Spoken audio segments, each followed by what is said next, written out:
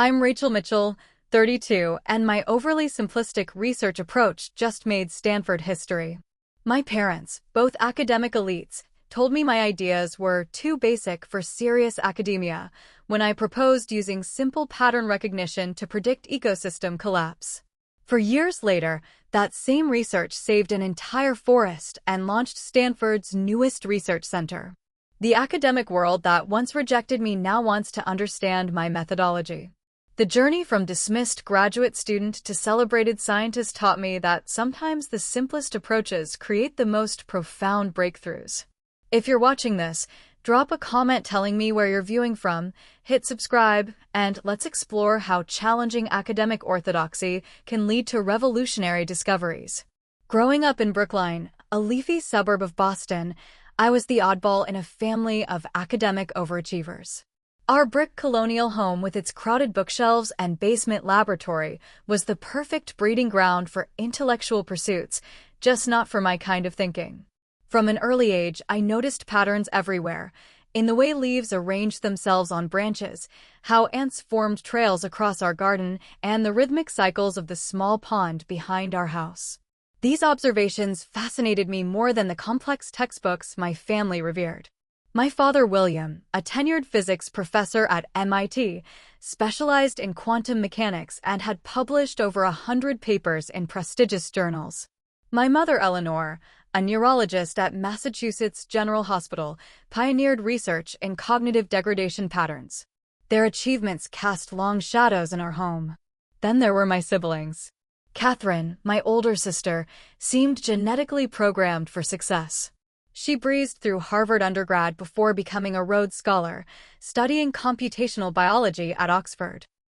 James, my younger brother, was the family math prodigy, solving complex equations before he reached middle school. Princeton recruited him with a full scholarship when he was only 16. Family dinners were intellectual battlegrounds. While they discussed quantum entanglement and neurological pathways, I'd try to interject with observations about the simple patterns I'd noticed in nature, only to be met with polite smiles and quick subject changes. "That's interesting, Rachel," my mother would say before turning to Catherine. "Now, about your research on protein folding algorithms." My third-grade teacher, Mrs. Bennett, was the first to nurture my different way of thinking. When I brought in leaf samples arranged by their vein patterns, she didn't dismiss it as elementary observation, but encouraged me to develop a classification system. "Sometimes the most profound insights come from the simplest observations," she told me, words I would cling to throughout my academic journey. Middle school science fairs became my battleground. While other students built complex volcanoes or solar system models, I presented research on how simple pattern recognition could predict weather changes in our local ecosystem. The judges always seemed unimpressed, often suggesting my work lacked technical sophistication. High school brought more of the same. For the state science competition, I developed a basic visual system to identify early signs of stress in forest ecosystems, a precursor to my later research. I spent months collecting samples, taking photographs, and identifying visual indicators that preceded decay. When the judges came around, a gray-haired physicist examined my display boards with a frown. "This is rather elementary, isn't it?" he asked, scanning my simple charts and pattern analyses. "Where are your statistical models? Your computational analyses?" "The simplicity is intentional," I tried to explain. "These visual patterns are consistent across different ecosystems and can be identified without complex equipment." He nodded dismissively before moving to the next booth, a student who had created an intricate computer model of molecular interactions. That project won first place. Mine received an honorable mention, with judges noting it showed promise, but lacked methodological rigor. Only Ms. Winters, my environmental science teacher, seemed to understand. "Rachel, don't let them discourage you," she said after the fair. "Science has become so enamored with complexity that researchers often overlook elegant solutions. Your approach has value they don't yet recognize." When college application season arrived, my parents naturally pushed for Ivy League schools. They seemed personally offended when I chose UC Berkeley's environmental science program instead of Harvard or Yale. Berkeley has one of the best field research programs in the country, I explained during yet another tense dinner conversation. Their approach is more hands-on. It's a fine school, my father conceded reluctantly, but I worry you're limiting your professional network. Academia is as much about who you know as what you discover. The night before I left for California, my mother came to my room as I finished packing. "We just want what's best for you," she said, straightening already neat stacks of clothing. Academia can be brutally competitive. Your father and I worry your unconventional approach might make things harder than they need to be. I nodded, not trusting myself to speak without tears. The unspoken message was clear. My thinking wasn't rigorous enough for real academic success. As my plane took off from Boston Logan the next day, I felt a mixture of terror and liberation. 3,000 miles seemed like a reasonable buffer between me and my family's expectations. Berkeley represented my chance to prove my approach had merit, or to fail spectacularly on my own terms.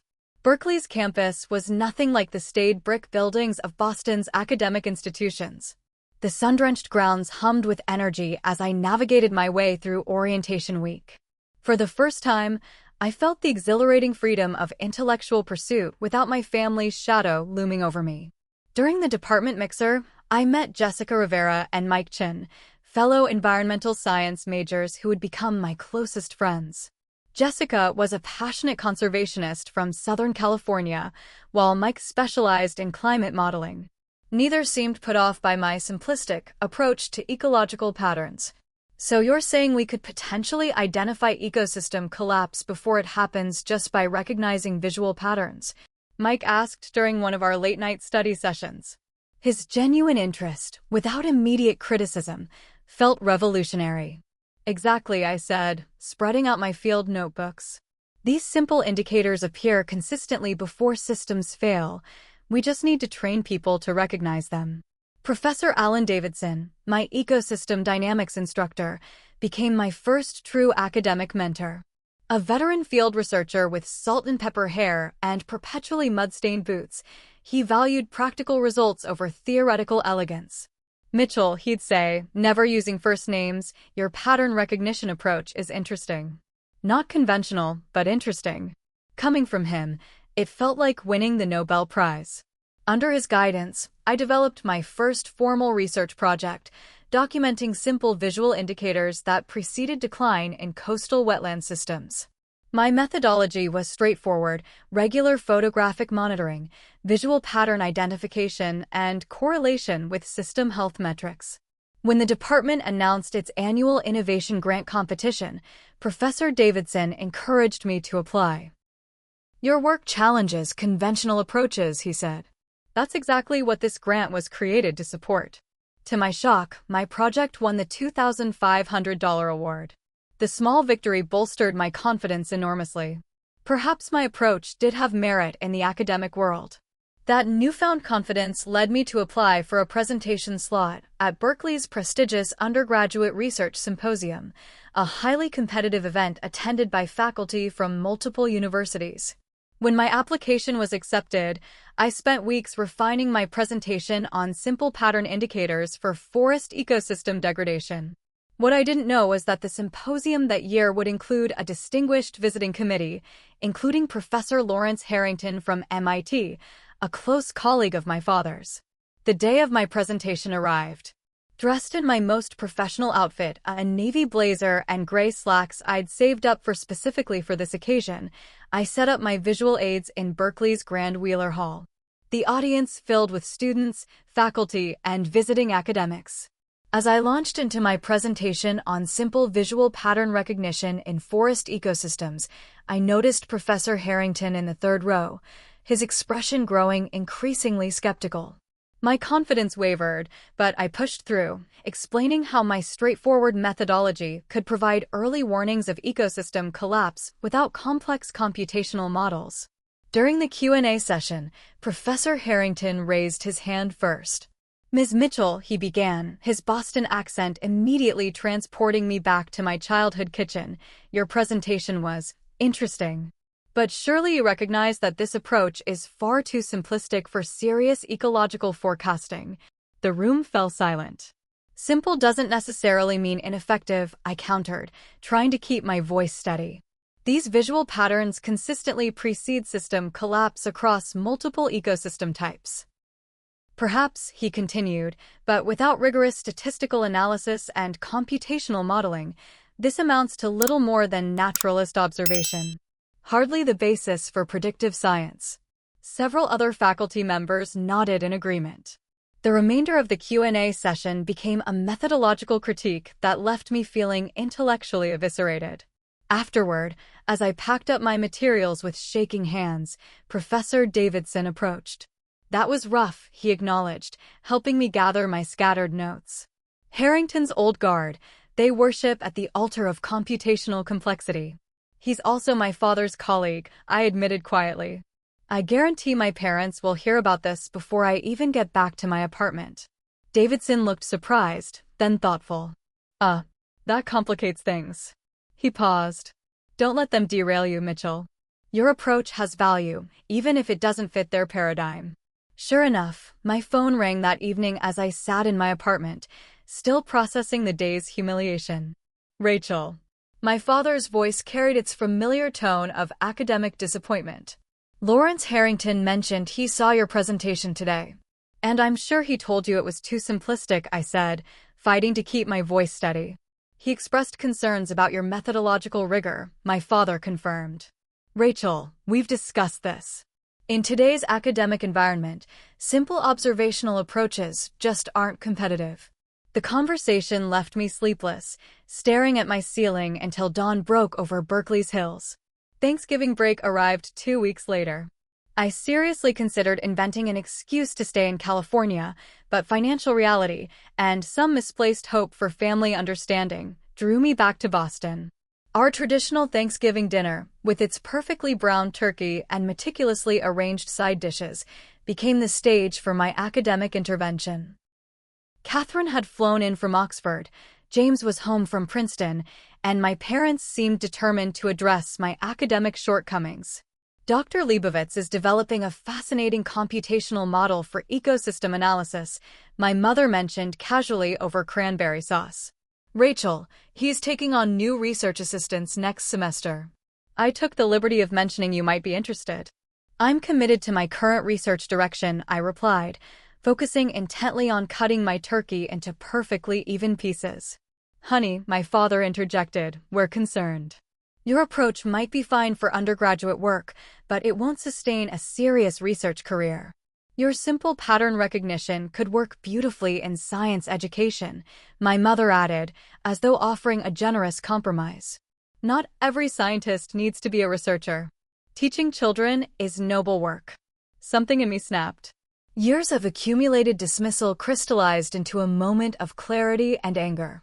My research is valid, I said, setting down my fork with deliberate control. Just because it doesn't require supercomputers or pages of equations doesn't make it less scientific.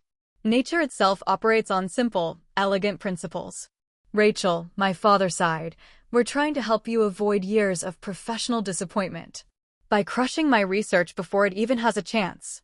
I stood up, napkin falling forgotten to the floor. You've never even tried to understand my work. You decided it was inferior because it doesn't look like yours.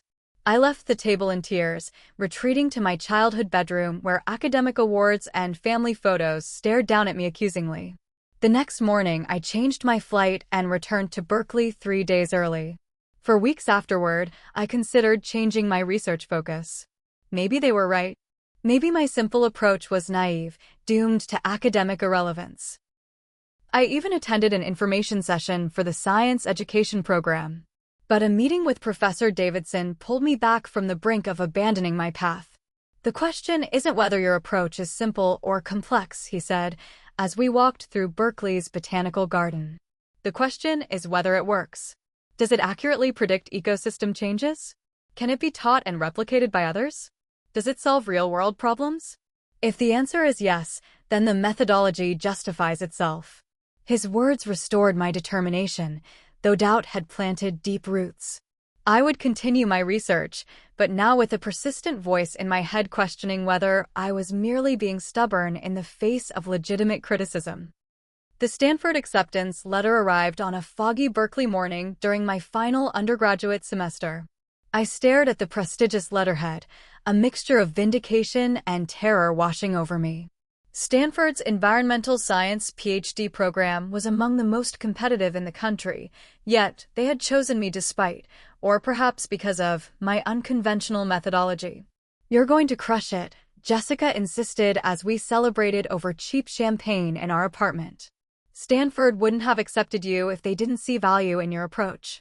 "Unless they didn't look closely enough at my research methods," I countered, voicing my deepest fear. Mike raised his plastic cup. "To Rachel, proving that sometimes the simplest solution is the right one."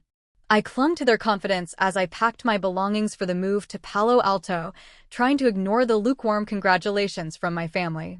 "Stanford is an excellent institution," my father had said, his tone suggesting surprise at my acceptance. "Perhaps their program will help you develop more sophisticated analytical techniques." The Stanford campus, with its iconic Spanish architecture and palm-lined avenues, intimidated me from the moment I arrived. My fellow doctoral candidates all seemed to possess impeccable academic pedigrees and complex research proposals involving advanced computational modeling or cutting-edge molecular analysis. During orientation, as we went around introducing ourselves and our research interests, I felt my confidence shrinking with each impressive biography. When my turn came, I described my work on simple visual pattern recognition in ecosystem assessment as concisely as possible, bracing for the familiar skeptical looks. They came, of course, the slightly raised eyebrows, the exchanged glances, though everyone remained professionally polite. Only one person, Aisha Johnson, a brilliant ecologist specializing in desert ecosystems, approached me afterward with genuine interest. "Your pattern recognition approach sounds fascinating," she said as we grabbed coffee after the session. "I've been looking at similar indicators in drought-stress systems. We should compare notes sometime." Aisha became my lifeline at Stanford, the one colleague who didn't view my methodology as academically suspect. My assigned advisor, Dr. Marcus Chin, presented a more complicated relationship. An established leader in ecological modeling with a wall full of awards, he seemed perpetually puzzled by my approach, but not entirely dismissive. "Your ideas are certainly unique, Rachel," he said during our first advisory meeting, reviewing my undergraduate work. "I appreciate innovation, but I'm concerned about the methodological rigor. Stanford expects publication in top-tier journals." The watershed moment came when I had to select my dissertation topic. After weeks of deliberation and literature review, I proposed using my simple pattern recognition approach to develop an early warning system for forest ecosystem collapse. My dissertation committee meeting turned tense as I outlined my proposal. "This methodology seems rudimentary," noted Dr. Edwards, a visiting professor from Yale. "Where's the sophisticated data analysis?" "The simplicity is its strength," I explained, trying to keep my voice steady. "These visual patterns can be identified by field researchers with minimal training and basic equipment. It democratizes early detection." After an hour of questioning, the committee reluctantly approved my proposal, though not without reservations. "You're taking a significant risk," Dr. Chin warned me privately after the meeting. "This approach diverges substantially from current methodological trends. Publication could be challenging." Despite his concerns, he authorized my research funding, allowing me to begin field studies across California's varied forest ecosystems. For the next 8 months, I traveled from the foggy redwood forests of the northern coast to the drought-stressed woodlands of the Sierra foothills, documenting visual patterns in healthy systems and those showing early signs of stress. The data collection was grueling, endless hours of photographing, noting, comparing, and cataloging subtle changes in vegetation patterns, canopy structures, and understory compositions. I developed a simple 5-point visual assessment tool that could be taught to field researchers without specialized training.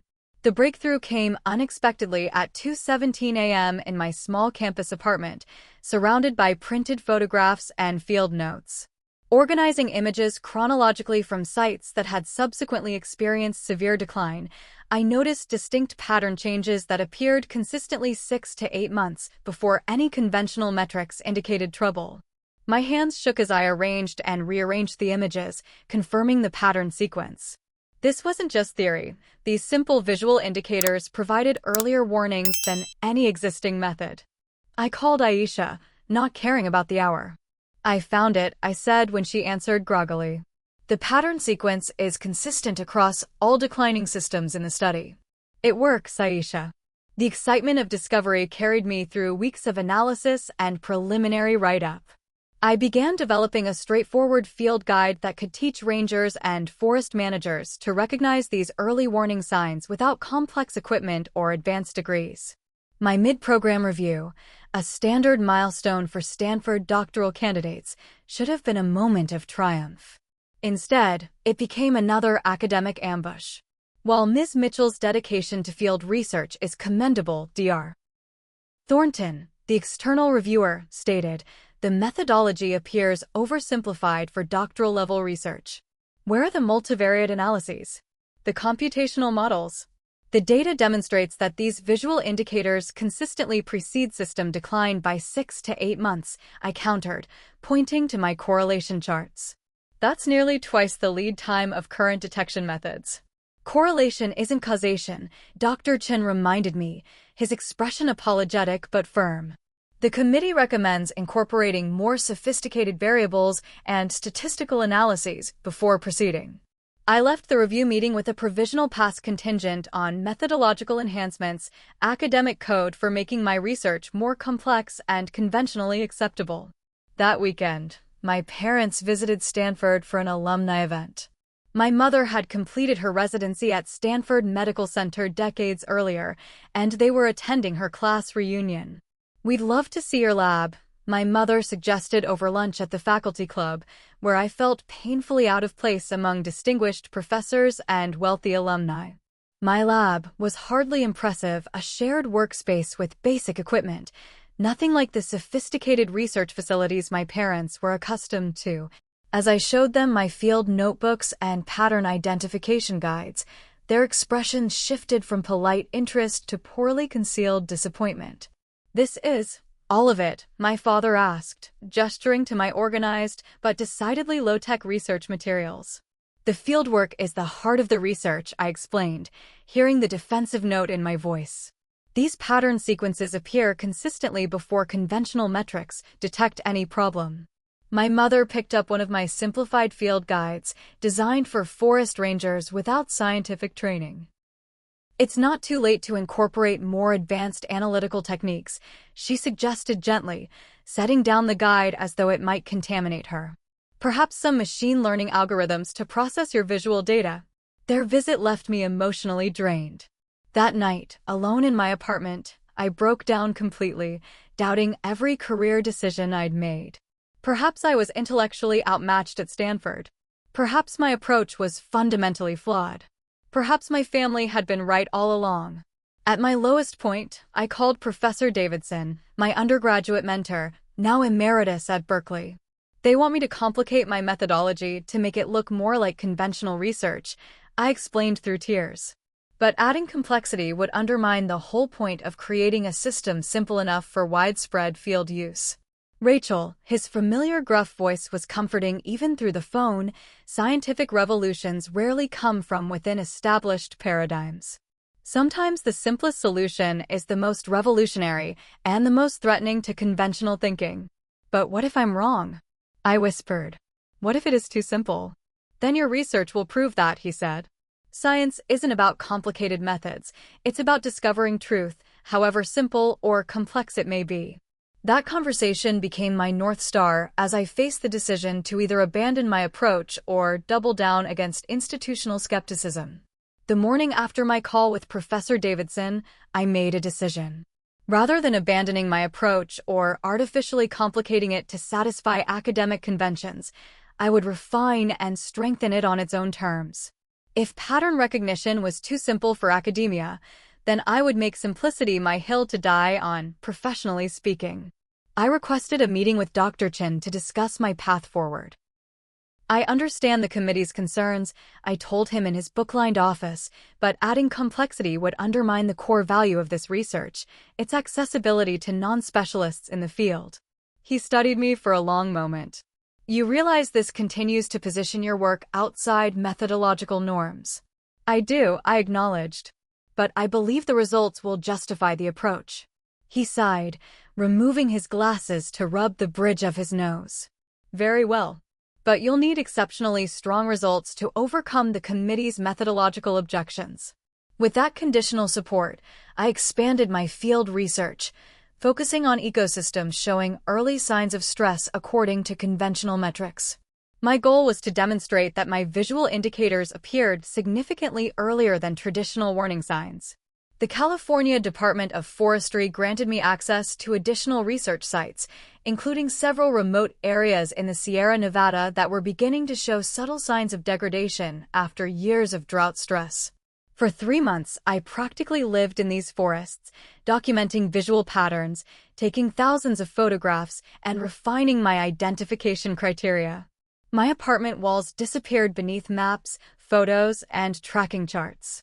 I developed a precise sequence of 5 visual pattern changes that consistently preceded ecosystem decline. Then came the breakthrough I hadn't dared hope for. While analyzing photographs from a recently collapsed woodland system in the southern Sierra foothills, I discovered that my visual indicators had been present a full 11 months before conventional metrics detected any problem. The photographic evidence was undeniable. My simple pattern recognition system had provided almost a year of advance warning. I triple-checked my findings, hardly daring to believe what I was seeing. If validated across multiple systems, this would mean my approach could provide critical additional time for intervention, potentially enough to prevent ecosystem collapse entirely. My hands shook as I compiled the evidence. This wasn't just an academic exercise anymore. This was a tool that could save endangered ecosystems if implemented widely. Still, the academic trauma of past rejections made me cautious. Rather than immediately taking my findings to the full department, I requested a small seminar presentation to share preliminary results with a limited audience. Dr. Chin approved, perhaps expecting the limited forum to provide constructive feedback before wider scrutiny. The departmental seminar room was only half full for my presentation, typical for a mid-semester research update from a graduate student. I recognized most of the faces, fellow doctoral candidates, a few junior faculty, and to my surprise, a visitor in a Forest Service uniform sitting in the back row. I presented my findings methodically, showing the photographic sequences and timeline comparisons that demonstrated the early warning capability of my visual indicators. As I explained the pattern progression that preceded ecosystem decline, I noticed growing attention in the room. The skeptical expressions I'd become accustomed to were giving way to thoughtful consideration. During the Q&A, the questions were pointed but less dismissive than I'd expected. "Have you controlled for seasonal variations in these visual patterns?" asked a junior faculty member. "Yes," I confirmed, advancing to my control comparison slides. These patterns appear consistently across seasons and aren't associated with normal cyclical changes. After the formal session ended, the Forest Service visitor approached me. She introduced herself as Dr. Samantha Rivera, a research coordinator for the Pacific Southwest Division. "Your pattern recognition approach is intriguing," she said, examining my photo sequences with professional interest. "We've been looking for more accessible early warning systems for field rangers. Most of our current methods require specialized equipment and advanced training."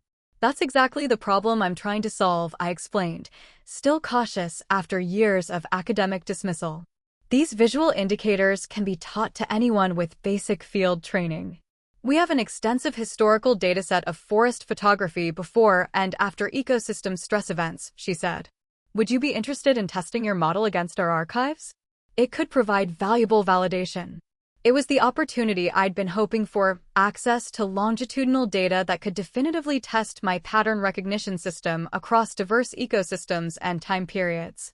We exchanged contact information, and within a week, I had signed the necessary research agreements to access the Forest Service's photographic archives. The following weeks became a blur of intensive data analysis. The Forest Service database contained decades of systematic photography from monitoring sites across the western United States, including many locations that had subsequently experienced significant ecological changes. Working 18-hour days, I applied my visual indicator system to historical photographs from over 40 different sites, tracking the correlation between my identified patterns and subsequent ecosystem changes. The validation results exceeded even my most optimistic projections. Across diverse forest types and climate zones, my simple visual indicators successfully predicted 87% of subsequent ecosystem collapses, providing an average of 9 months advance warning compared to conventional metrics. When I shared these findings with Dr. Rivera, her professional interest evolved into genuine excitement. "This could revolutionize our early intervention protocols," she said, reviewing my analysis in her temporary office at Stanford. "If we can train our field personnel to recognize these patterns, we might prevent collapses rather than just documenting them." Even Dr. Chen showed surprise at the strength of the validation results. "These numbers are compelling," he acknowledged during our advisory meeting. "The prediction rate and advance warning timeframe are significantly better than current early detection systems." For the first time, I sensed he was seeing my research not as methodologically suspect, but as potentially groundbreaking. With both academic and agency interest growing, I began developing a practical field implementation of my system, a training protocol, and field guide that could quickly teach forest managers and rangers to recognize the critical visual patterns. Working with Dr. Rivera, I created a simplified decision tree and reference photography set that could be used even in remote field conditions. As the practical applications of my research became clearer, my confidence grew. This wasn't just theoretical academic work. This was a tool that could make a tangible difference in ecosystem conservation. The next logical step was journal publication. With Dr. Chen's cautious endorsement, I prepared a manuscript for Environmental Systems, the most prestigious journal in my field. Weeks of meticulous writing, rewriting, and formatting culminated in a submission I was genuinely proud of, a clear explanation of my methodology, compelling validation data, and practical implementation guidance. Throughout this process, my parents continued to express skepticism during our increasingly infrequent phone calls. "Journal submissions are highly competitive," my mother reminded me, as though I was a naive undergraduate. "Especially for unconventional methodologies." "The Forest Service validation data is extremely strong," I countered, trying to keep frustration from my voice. "The approach works, regardless of whether it fits academic conventions." "Well, we hope for the best," my father said in a tone that prepared me for inevitable disappointment. Their doubts still hurt, but the excitement of potential publication and, more importantly, practical implementation sustained me through the nervous waiting period after submission. I threw myself into refining the field implementation system, working closely with Dr. Rivera to develop training materials that could be deployed across Forest Service districts.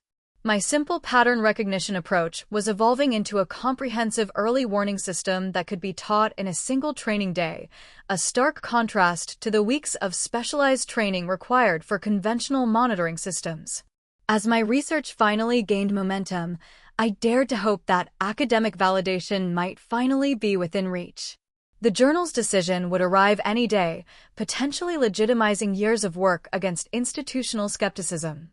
What I didn't realize was that the true test of my research wasn't waiting in academic review, but in the forests themselves. The rejection letter from Environmental Systems arrived on a sunny Tuesday morning, its formal language doing little to soften the blow. "While your research presents an interesting observational approach," the editor wrote, "the methodology lacks the analytical rigor our journal requires." The reviewers expressed particular concern about the absence of multivariate statistical modeling and computational validation. I read the detailed reviewer comments with growing dismay. Not a single critique addressed the actual effectiveness of the method or its impressive prediction rate. Instead, they focused exclusively on its failure to employ complex analytical techniques deemed standard in the field. "I'm sorry, Rachel," Dr. Chen said when I showed him the rejection. "Unfortunately, methodological conservatism runs deep in our field.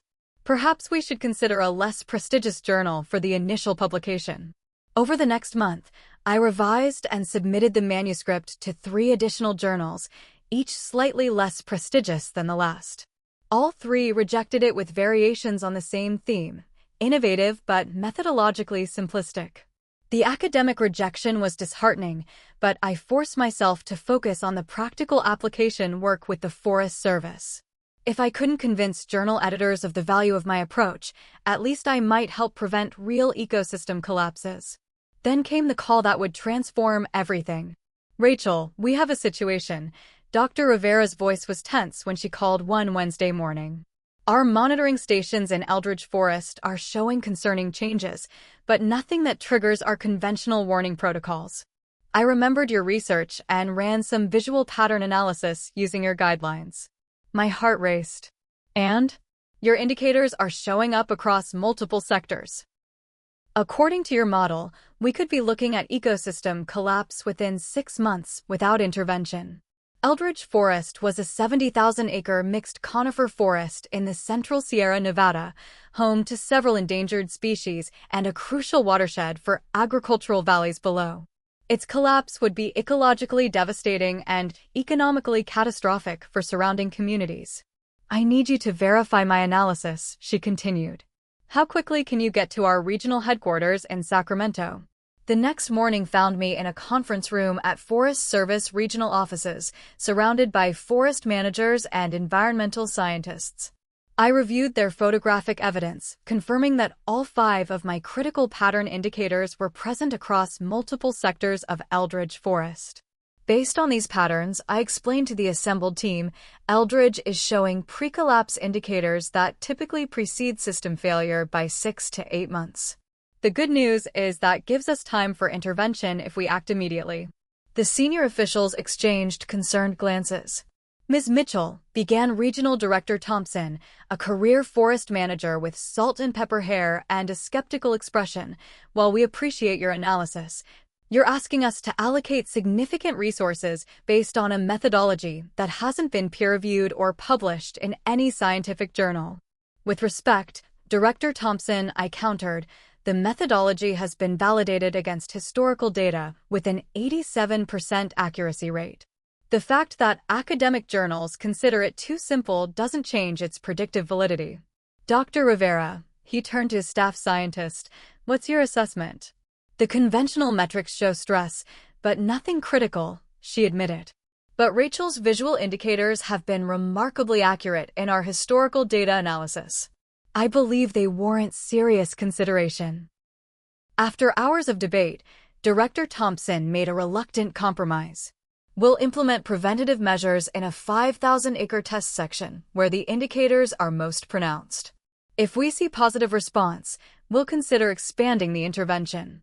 It wasn't the comprehensive response the situation demanded, but it was a start, an opportunity to prove my system's value in real-world conditions. The next weeks became a blur of activity as I worked directly with the field implementation team in Eldridge Forest. We established treatment protocols based on my research: selective thinning in stressed areas, controlled mosaic burns to reduce fuel load and stimulate regeneration, and targeted understory management to support water retention.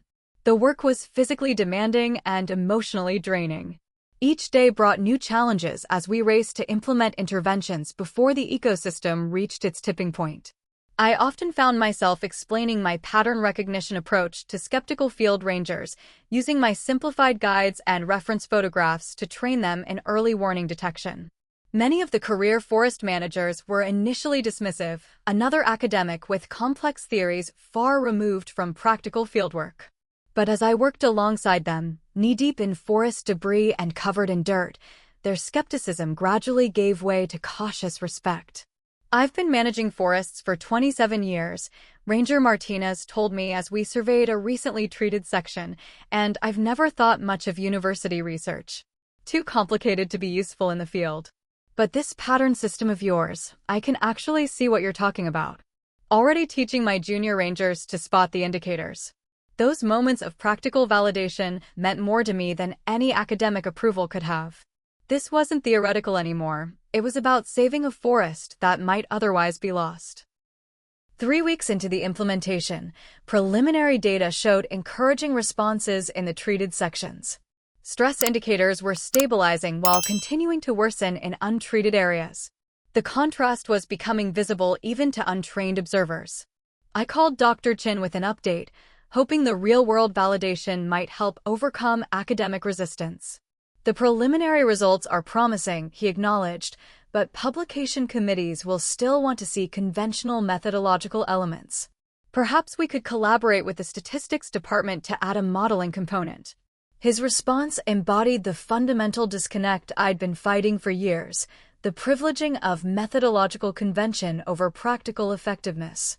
Even with a forest at stake, academic acceptance still required unnecessary complexity. As the intervention progressed, regional environmental agencies began taking notice. The California Department of Natural Resources sent observers, as did several conservation nonprofits.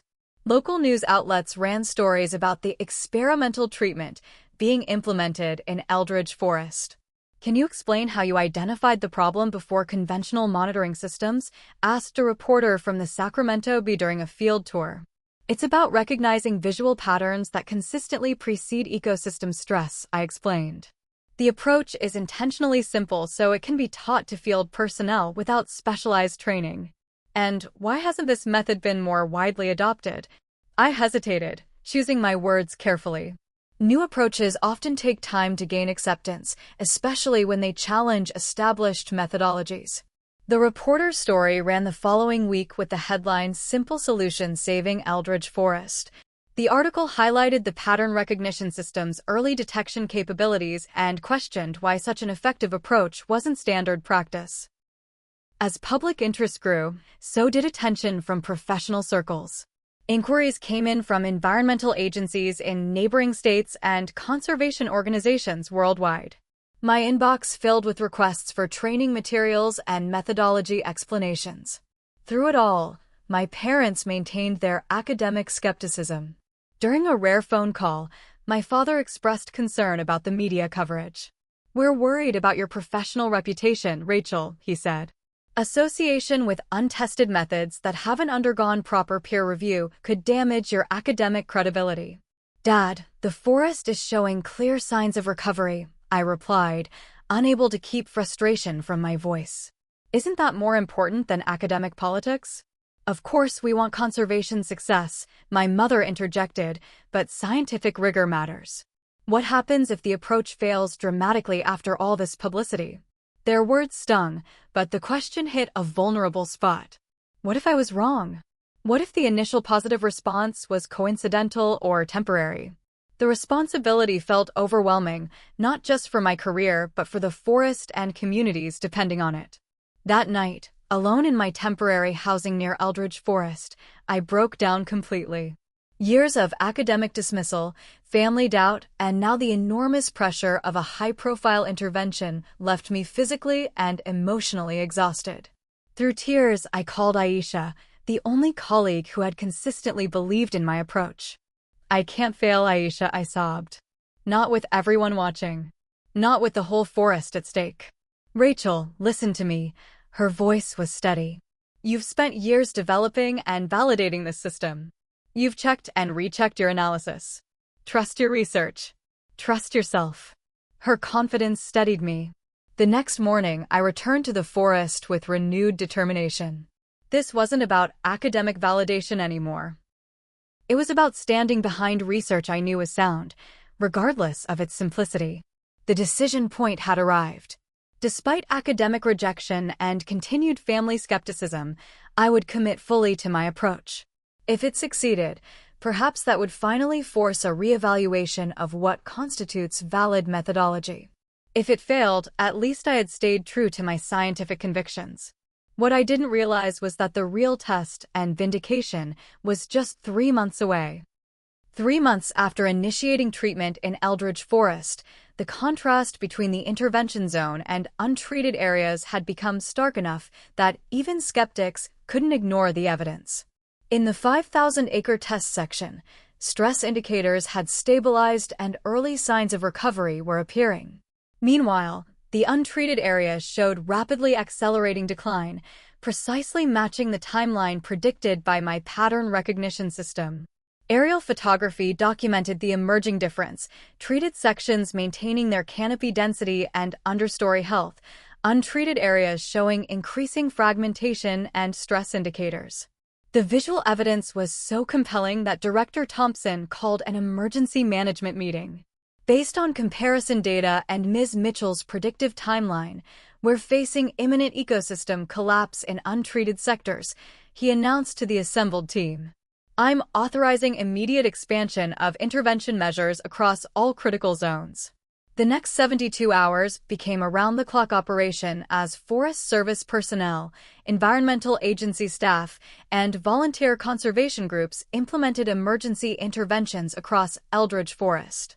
I found myself in the surreal position of directing aspects of the operation, applying my research in real time to prioritize treatment areas based on pattern severity. As predicted by my timeline, several untreated sections began experiencing catastrophic decline exactly 6 months after the initial warning patterns had appeared. The timing validation was both vindicating and heartbreaking, proof that my system worked, coupled with the ecological tragedy that might have been prevented with earlier action. The successful intervention at Eldridge Forest caught media attention far beyond local news outlets.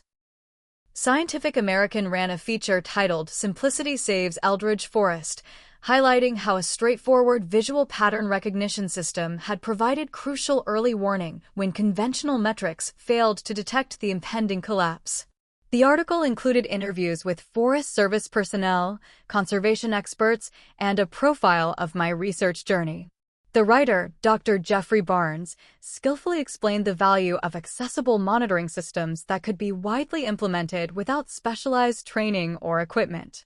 Mitchell's approach represents a paradigm shift in early detection, the article concluded. By prioritizing simplicity and accessibility over methodological complexity, her system democratizes ecosystem monitoring and significantly extends the intervention window. The day the article appeared online, my phone began ringing continuously. Environmental agencies, conservation organizations, and research institutions wanted to learn more about the pattern recognition system and its potential applications in other ecosystems. Most surprisingly, I received a call from Dr. Chin, who had just finished reading the Scientific American piece. "Congratulations, Rachel," he said, genuine pride in his voice. "Your persistence has paid off impressively. The real-world validation from Eldridge Forest is impossible to ignore." "Thank you," I replied, still processing the sudden shift from academic outsider to conservation innovator. "Does this change anything regarding academic publication?" "Actually, that's part of why I'm calling. Environmental Systems has reached out to me. They're interested in a revised submission of your work, with the Eldridge Forest case study included." It seems the editor was impressed by the Scientific American coverage. The irony wasn't lost on me. The same journal that had rejected my work for being methodologically simplistic now wanted to publish it after real-world success made it impossible to ignore. Part of me wanted to refuse out of principle, but the researcher in me recognized the importance of formal academic dissemination. "I'll consider resubmitting," I told him, unwilling to commit immediately. The academic validation I'd once desperately sought now felt secondary to the practical impact of my work. When I returned to Stanford after weeks in the field, the atmosphere had noticeably shifted.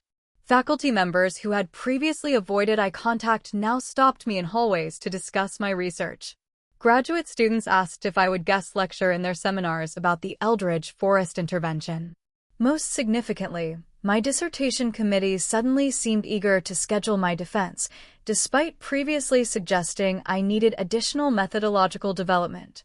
"Your work has demonstrated significant real-world impact," Dr. Edwards, once my harshest critic, noted during our pre-defense meeting.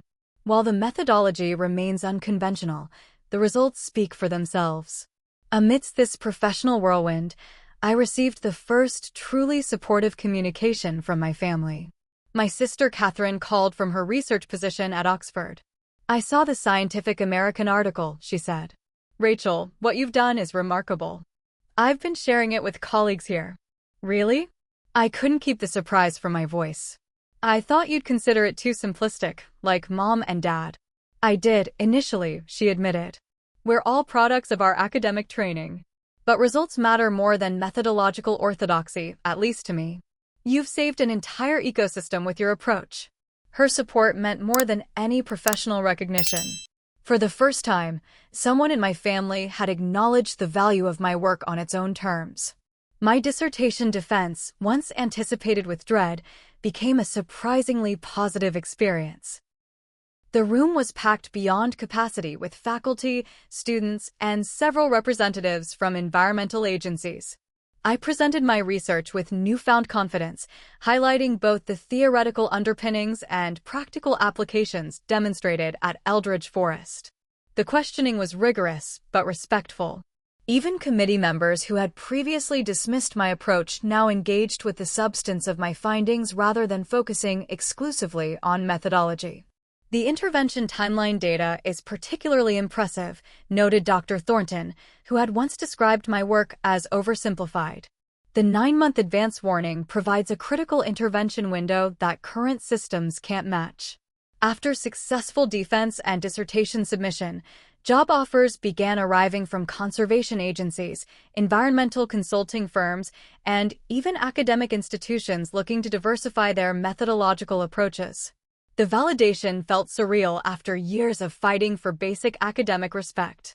Amid this professional transformation, I received an unexpected email from Stanford's president, Dr. Elizabeth Warren. Dear Dr. Mitchell, it began, using my newly minted title. I would like to invite you to present your groundbreaking research as this year's featured speaker at Stanford's annual Innovation Lecture. This prestigious platform traditionally highlights work that challenges conventional thinking while delivering exceptional real-world impact, criteria your research exemplifies. I read the email twice, certain there had been some mistake. The annual Innovation Lecture was typically reserved for distinguished senior faculty or accomplished alumni decades into their careers. For a newly graduated PhD to receive this invitation was unprecedented. When I showed the email to Dr. Chen, his expression confirmed its significance. This is extraordinary, Rachel, he said, genuine amazement in his voice. The Innovation Lecture is one of Stanford's most visible platforms. President Warren must have taken personal interest in your work. Should I accept?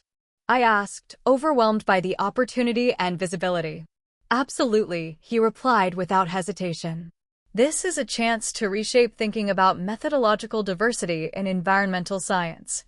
Your story needs to be heard. As I began preparing for the lecture, I sent invitations to my family with mixed emotions. Their validation no longer seemed essential to my professional identity, but some part of me still hoped they might finally understand the value of my approach. Their responses were non-committal. My father mentioned committee meetings that might conflict. My mother noted she would try to rearrange patient appointments. Neither committed definitively to attending. In the weeks before the lecture, I threw myself into preparation, determined to use the platform to advocate not just for my specific research, but for broadening our conception of valid scientific methodology.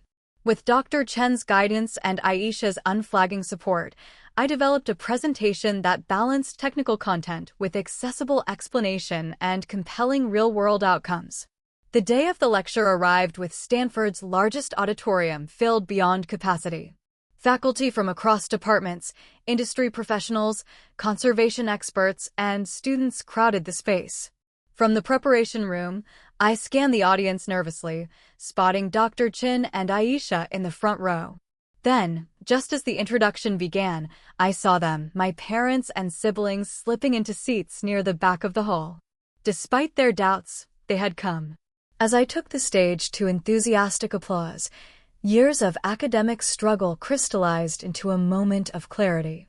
This journey had never been about gaining my family's approval or conforming to methodological orthodoxy. It had been about following research wherever it led, however simple or complex the path might be. My presentation, titled The Revolutionary Power of Simplicity, traced my journey from pattern-obsessed child to conservation scientist, highlighting the resistance to methodological simplicity I'd encountered at each stage. I presented the validation data from Eldridge Forest, the expanded applications now being implemented in diverse ecosystems, and the lives and livelihoods saved through early intervention. Complexity has its place in science, I concluded, but so does elegant simplicity. The most powerful solutions are often those accessible enough to be widely implemented. When we privilege methodological complexity over practical effectiveness, we limit our capacity to address urgent environmental challenges. The standing ovation that followed was overwhelming, but nothing compared to the announcement President Warren made as she returned to the podium. Dr. Mitchell's groundbreaking work exemplifies Stanford's commitment to innovative thinking that transcends disciplinary boundaries, she stated. I am therefore pleased to announce the establishment of the Mitchell Center for Predictive Ecology, a new research initiative that will further develop these accessible monitoring approaches for global application. I stood frozen in shock as the audience erupted in applause. A research center bearing my name, institutional validation beyond anything I could have imagined. The reception following the lecture became a blur of congratulations, business cards, and discussion of potential collaborations. Environmental agency directors, conservation nonprofit leaders, and fellow researchers surrounded me with questions and partnership proposals. Through the crowd, I spotted my family approaching hesitantly. Their expressions reflected a complex mixture of pride, surprise, and lingering academic skepticism. "Congratulations, Rachel," my father said formally, extending his hand. That was quite impressive. "The practical applications are certainly substantial," my mother added, her clinical tone unable to fully mask her surprise. "Will this translate to ongoing academic respect, though? Research centers can sometimes be isolated from mainstream departmental structures." The comment triggered years of accumulated hurt. Finding a quiet corner away from the celebrating crowd, I finally confronted the family dynamics that had shadowed my entire academic journey. "Why is academic respect the only validation that matters to you?" I asked, my voice quiet but intense. An entire forest ecosystem was saved. Communities dependent on that watershed have been protected. Rangers are being trained to prevent future collapses. Isn't that enough? "Of course those outcomes matter," my father responded defensively. "We're simply concerned about your long-term career prospects. Science has established standards for a reason. Standards that privilege complexity for its own sake," I countered. "My approach works better than conventional methods for early detection. It can be taught quickly to field personnel without advanced degrees. It provides longer intervention windows than any existing system. Why isn't that enough to qualify as valid science?" As my parents formulated their academic defense, my brother James unexpectedly intervened. "You were wrong about her," he said, addressing our parents directly. We all were.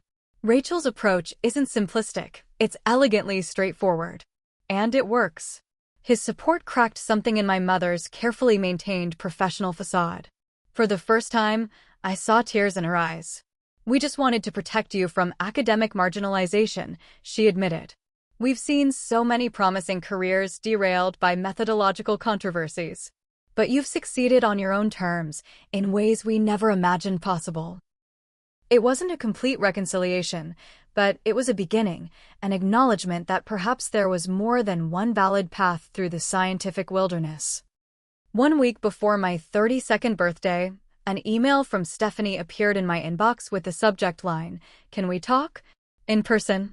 I stared at the message for a long time before opening it. Our communication over the past year had been cautiously rebuilding: text messages, occasional phone calls, even a video chat when my nephew was born. But we hadn't seen each other face to face since my confrontation at her pregnancy announcement. The email was brief and direct. "Madison, I know your birthday is coming up, and that date carries a lot of history for us. I've been doing a lot of thinking and would like to talk to you in person if you're willing. I'll come to New York, wherever you feel comfortable meeting. This isn't about pressuring you to reconcile with Mom and Dad. It's about you and me. Please consider it. Love, Steph." I forwarded the email to Dr. Fisher, seeking her perspective before responding. "What do you want to do?" she asked during our next session. "Setting aside obligations or expectations, what feels right to you?" I considered the question carefully. "Part of me is curious," I admitted. "Stephanie's been more reflective than our parents about the family dynamics. But I'm also afraid of being pulled back into old patterns or having my experience minimized again." "Those are valid concerns," Dr. Fisher acknowledged. "If you do decide to meet, what boundaries would help you feel safe?" We discussed options, meeting in a public place rather than my apartment, keeping the visit time limited, having a plan for how to exit the conversation if it became uncomfortable. With these guardrails in place, I felt equipped to respond to Stephanie's request. I suggested a coffee shop in Brooklyn, neutral territory where we could talk without the pressure of either of our homes. She agreed immediately, and 3 days before my birthday, I found myself sitting at a corner table, watching the door with a mixture of anticipation and apprehension. Stephanie entered looking both familiar and changed. Motherhood had softened her in some ways, added new lines of fatigue and joy around her eyes. She spotted me and smiled tentatively, approaching with uncharacteristic hesitation. Our greeting was awkward, a moment of uncertainty between a hug and a handshake that resolved into a brief, stiff embrace.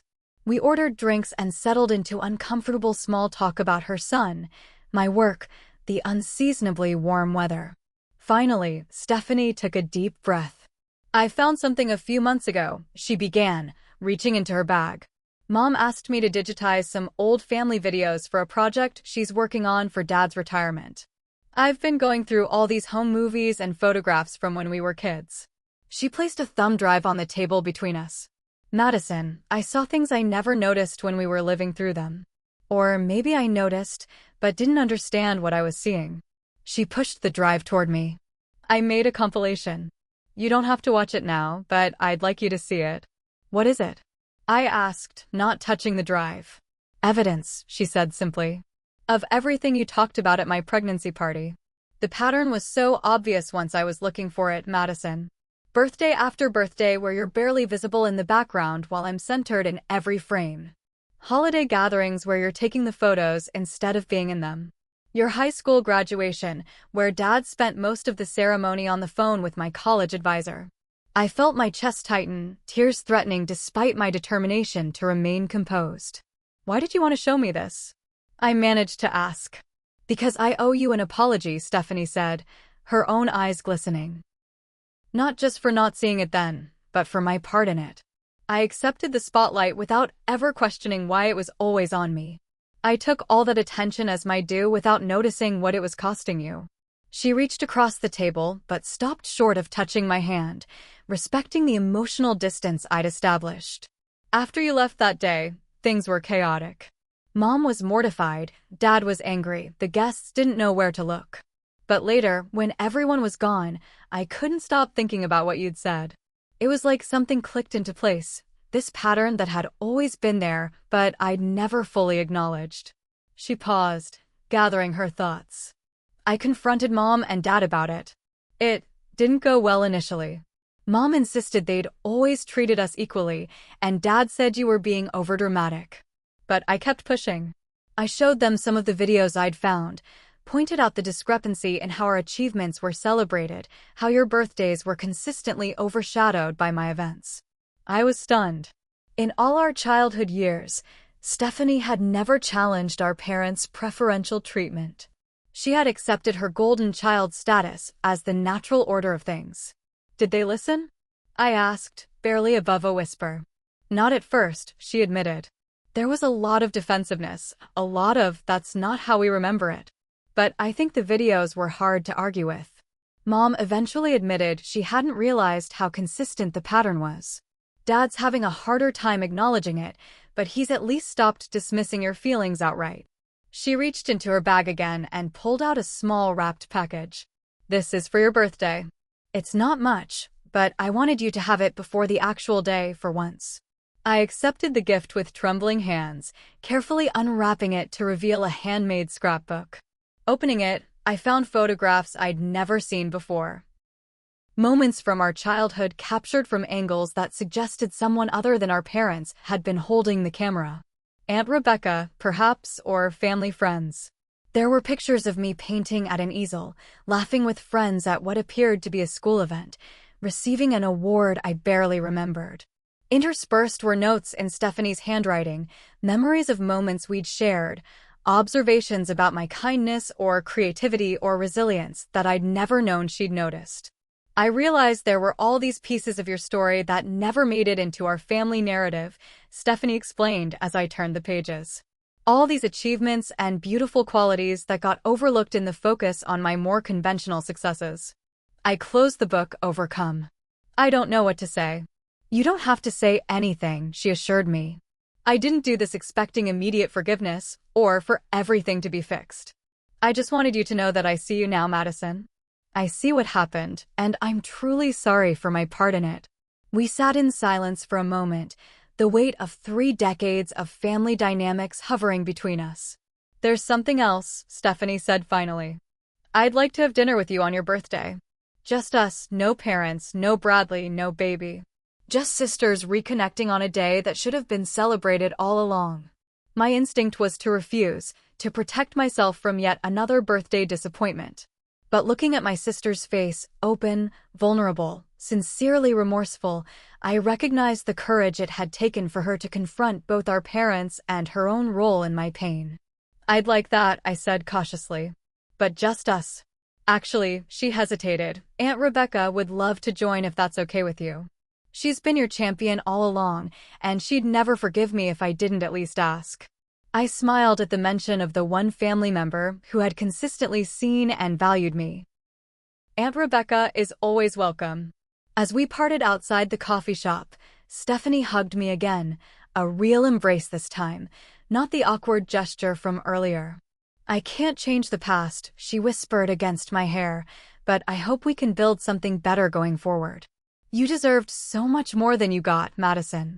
I'm sorry it took me so long to say that. I walked home in a daze, the scrapbook clutched to my chest, my emotions a tangled knot of surprise, cautious hope, and lingering hurt. I showed the book to Michael that evening, watching his face as he turned the pages and recognized the significance of what Stephanie had done. This is huge, he said, looking up at me. Are you okay? I think so, I replied, surprised to find it was true. It doesn't erase what happened, but it matters that she sees it now. That she's acknowledging it. Are you going to go to the dinner? I nodded, with boundaries in place. But yes, I think I need to see where this goes. For the first time in years, I felt a flutter of anticipation rather than dread at the prospect of a birthday involving my family, even this small subset of it. Perhaps, after all this time, something was finally changing. 1 year after the Mitchell Center's official launch, I stood at the window of my director's office, watching students cross the quad beneath the California sunshine. The center had grown beyond my most optimistic projections, with research teams implementing early warning systems in ecosystems worldwide. The simple pattern recognition approach that had once been dismissed as too elementary for serious academia now formed the foundation for monitoring programs across 5 continents. Forest services, wildlife management agencies, and conservation organizations had incorporated the Mitchell Protocol into standard training programs for field personnel. Academic validation, once so elusive, had arrived in waves. Publications in top journals that had previously rejected my work now solicited articles on different applications of the methodology. Environmental systems, which had first dismissed my research as lacking analytical rigor, published a special issue on pattern recognition approaches in ecological monitoring. The National Geographic profile, titled Simplicity, The Next Scientific Revolution, brought mainstream attention beyond academic and conservation circles. The article traced my journey from pattern-obsessed child to influential ecological researcher, highlighting the paradigm shift toward methodological simplicity in certain scientific applications. More gratifying than professional recognition was the practical impact. Reports arrived weekly from field teams identifying early warning patterns and implementing preventative measures. Ecosystems that might have collapsed were stabilizing. Communities dependent on these natural systems remained secure. The simplicity of the approach meant it could be taught quickly and implemented widely, exactly as I'd envisioned years earlier when academic gatekeepers insisted on methodological complexity. My research team had expanded to include graduate students specifically requesting to study pattern recognition approaches. Many came from backgrounds traditionally underrepresented in environmental science: first-generation college students, community college transfers, and field practitioners returning for advanced degrees. "Your methodology makes sense to us," explained Maria, a former forest ranger now pursuing her PhD. "Many of us observed these patterns intuitively during fieldwork, but lacked the framework to formalize our observations. Your approach validates experiential knowledge alongside academic training." The center's influence had begun shifting departmental practices across Stanford's environmental science programs. Faculty who had once insisted on computational complexity now incorporated visual pattern training in their field methods courses. Several professors who had been skeptical of my approach during graduate school now cited my research in their publications. The most unexpected development came in my relationship with my family. 6 months after the gala, my parents invited me to dinner at their home in Boston, not a holiday obligation, but a specifically extended invitation. Entering their familiar living room, I immediately noticed something different. Above the fireplace, where my father's prestigious physics awards had always been displayed, hung a professionally framed copy of my first major publication in environmental systems. "We thought it belonged with the family's academic achievements," my mother explained, noting my surprise. The dinner conversation, once dominated by discussions of Catherine's genomics research and James's mathematical models, now included questions about my work, genuine interest rather than skeptical assessment. "The neurological applications are particularly intriguing," my father noted, referencing our ongoing collaboration investigating pattern recognition in brain imaging. "Your visual indicator approach identified structural changes our computational models missed entirely." My mother, typically reserved with praise, offered her own acknowledgement. "I've begun incorporating pattern recognition training with my medical residents," she admitted. "Many diagnostic indicators follow visual sequences similar to your ecosystem patterns." Catherine, visiting from her research position at Oxford, raised her glass in a toast. "To methodological diversity," she offered, "and to having the courage to challenge academic orthodoxy when evidence supports alternative approaches." Even James, now a mathematics professor at Princeton, acknowledged how my work had influenced his thinking. "I've been incorporating visual pattern analysis alongside computational modeling in my research," he explained. "The combination yields insights neither approach provides independently."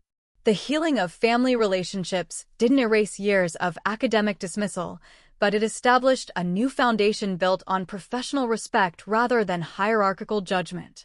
We would never share identical perspectives on scientific methodology, but we had found space for mutual recognition of different yet valid approaches. Back at Stanford, this personal reconciliation inspired a professional initiative.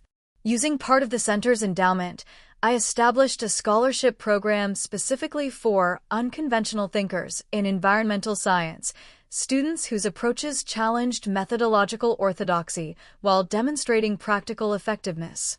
The Mitchell Scholarship for Methodological Innovation aimed to support researchers who might otherwise be marginalized for pursuing approaches outside established academic conventions.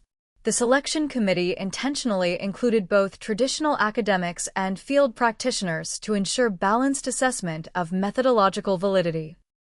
The scholarship's first recipient, Alejandro Diaz, had developed a simplified community-based monitoring system for coastal ecosystems that local fishing communities could implement without specialized equipment. His approach paralleled mine in prioritizing accessibility over complexity, scientific rigor expressed through elegant simplicity rather than computational sophistication. "Your work showed me that methodological simplicity could gain academic acceptance if the results justified the approach," he told me during our initial meeting. "Without that example, I might have abandoned my research direction entirely." His comment crystallized what had become the center's unofficial motto: effectiveness justifies methodology. Science ultimately served human and ecological needs. Methods were means rather than ends in themselves.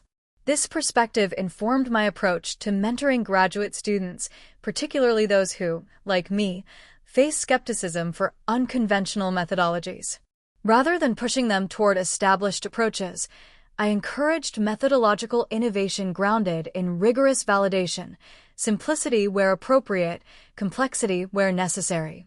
One spring afternoon, I observed a scene that embodied everything the center represented. Jenna Taylor, a first-year graduate student whose background included field conservation rather than academic research, was explaining her pattern recognition approach to forest canopy assessment.